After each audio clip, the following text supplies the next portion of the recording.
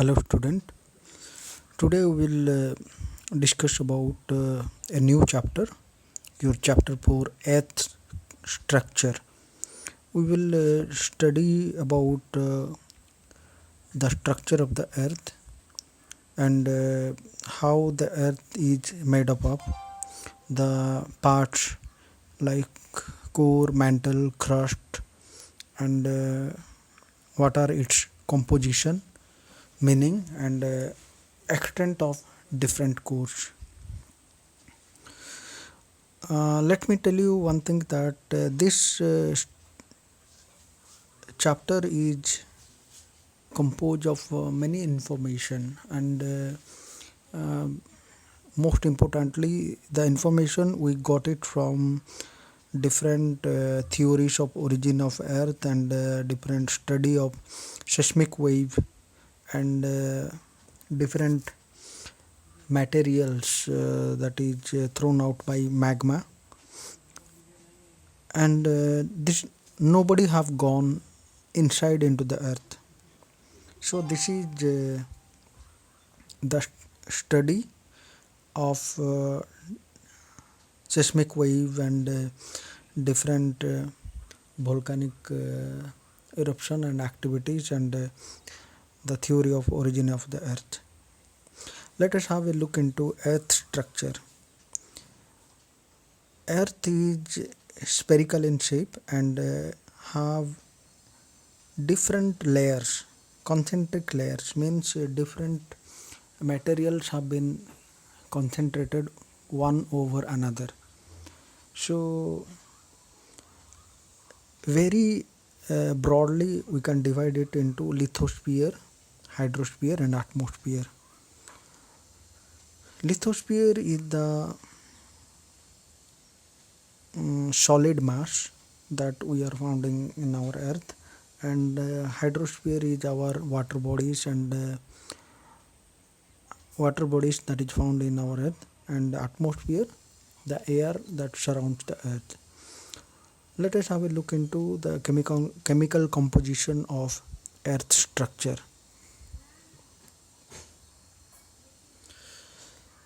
Lithosphere or outermost crust is earth's thinnest layer. Thinnest means in comparison to the whole of the earth it is very thin, but it deep into several kilometers.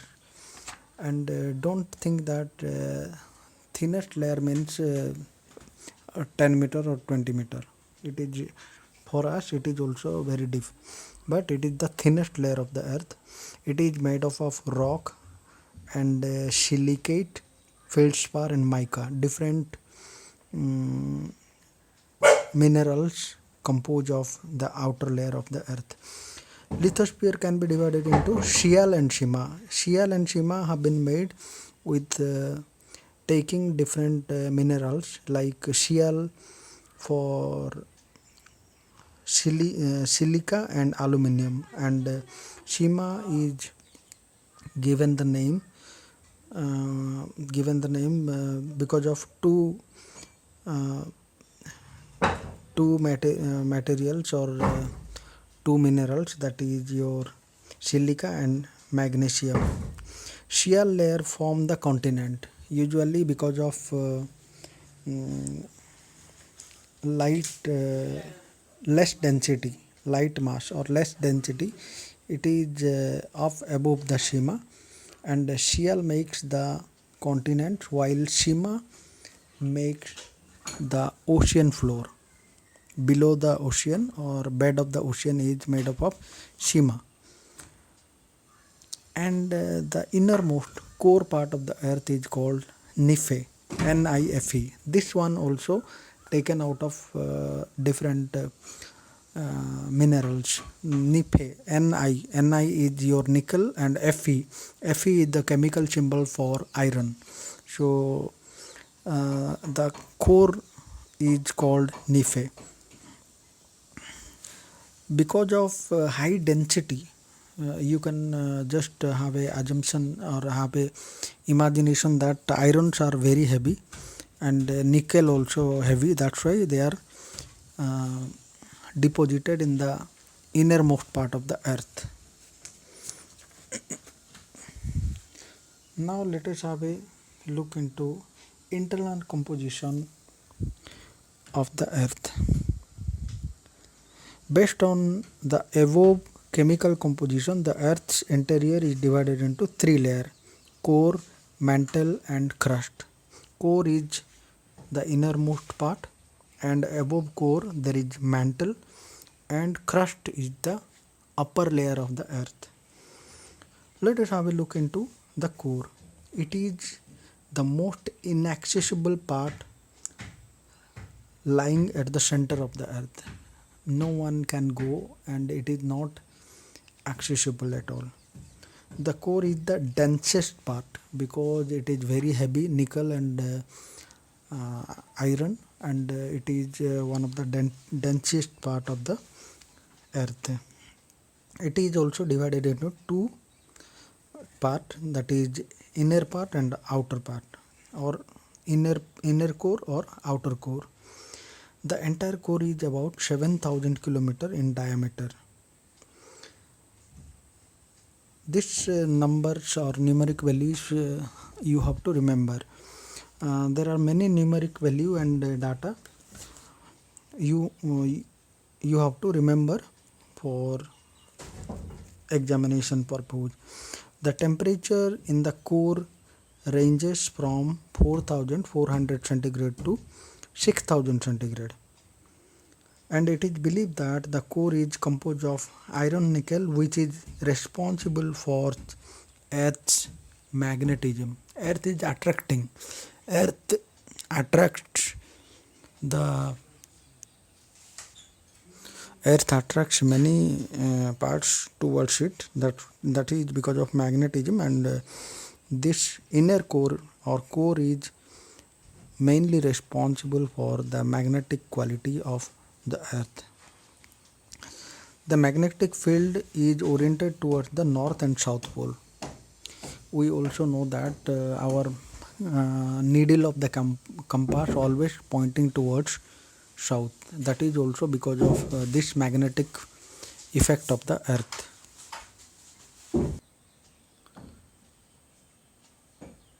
Let us know that why this core is in a solid core is in a molten state.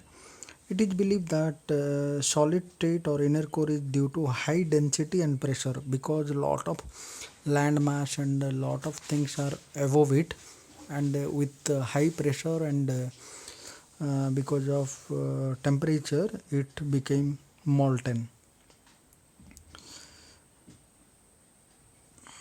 Let us have a look into mantle.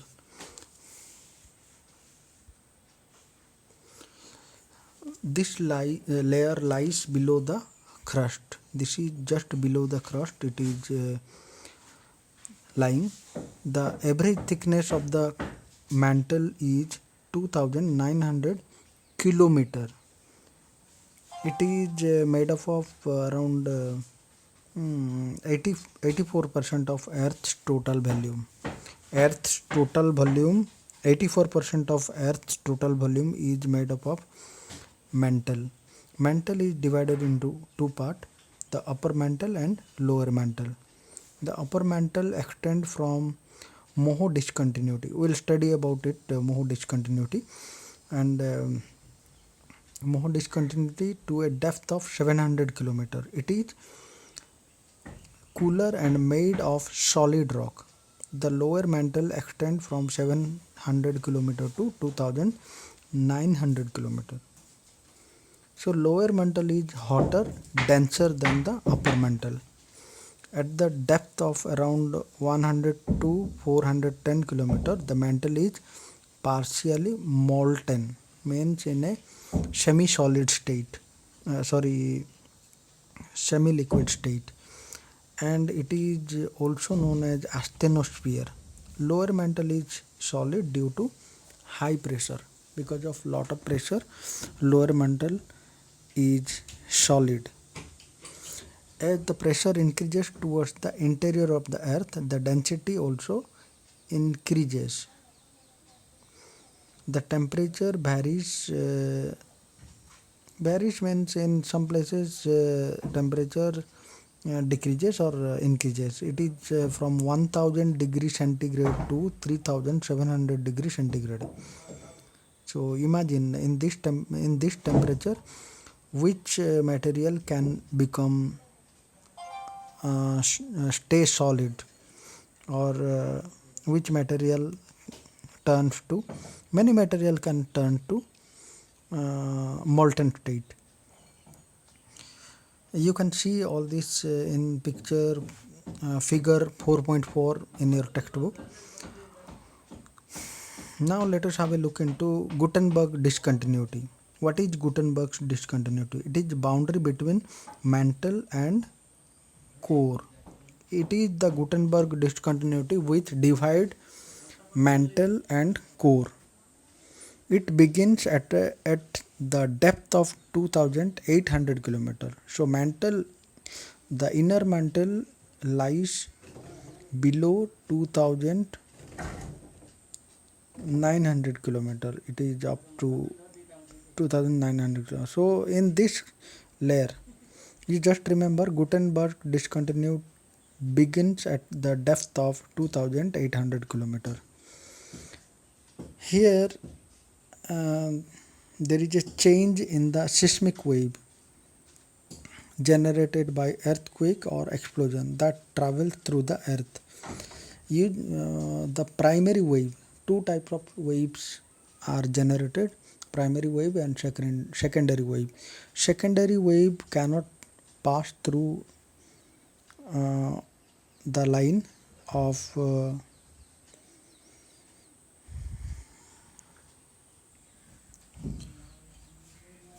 the secondary wave do not pass through the liquid. That's why this S wave or secondary wave cannot reach to the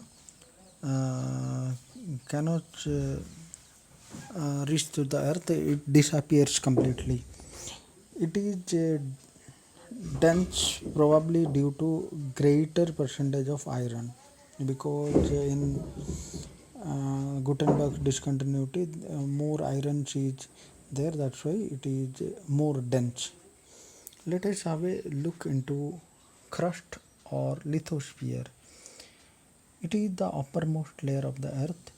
Crust is called lithosphere because it is a sphere of solid rock. Litho means rock or stone, and crust is only 1% of earth's mass.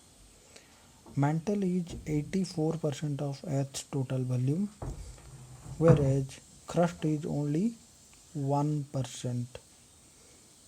The crust is relatively thin, and it contains rocks and solid materials. The thickness of crust is 60 km below the high mountain and just 5 to 10 km below the ocean. Imagine 5 to 10 km below. So it is the thinnest layer of the earth. Considering the size of the earth, the crust is relatively thin. Otherwise, for us, it is very deep. The weight and pressure of the rock also start increasing with depth. So temperature of the upper part of the oceanic crust has been estimated at 0 degree, but it gradually start rising towards the interior. So when you go, the more you go deep inside into the earth, the more temperature you will have. Another one is your Mohorovic discontinuity. This discontinuity means it is a very thin layer which separate two layer, that is your mantle and crust. This discontinuity between crust and mantle was discovered by Yugoslavian scientist Andrea Mohorovic in 1909. It forms the boundary between the crust and mantle. Like the crust, it does not exist at a uniform depth. It is found at about 8 km beneath the ocean and 32 km beneath the continent. Why 8 km? Because ocean bed, ocean floor also have below the mean sea level. It has the characteristic of both upper layer and crust, and the mantle. So both characteristic of crust and characteristic of mantle it has. Which one? The Mohorovicic discontinuity. Because of continuous change in Earth's crust. Because of continuous change in Earth's crust due to force of nature, the thickness of lithosphere is very fragile compared to the nature. When there is a movement of tectonic plates, so movement of plate and formation of mountain is going on, though it is a very slow process, but it is changing. The theory of continental drift put forward by Wegener in the early 20th century and the theory of plate tectonic put forth in 1960 suggests that the earth crust undergoes structural changes. So because of this movement, all these crust layer have been changing. Besides, the lateral movement gives the earth a new shape. It makes different forms. Some parts go depression, some part form mountain, and mountain sometimes because of erosion turns to a denuded land or a form a different type of landform like tableland, etc. So very slowly over millions of years it is changing. Yet the basic structure of the earth we studied today. So this is all about our earth structure, and if you have any question regarding it, you please ask me or send me the questions. Read your text carefully and remember the main points, and if you want then you note it down and prepare your question and answer for the lesson. Thank you and have a good day.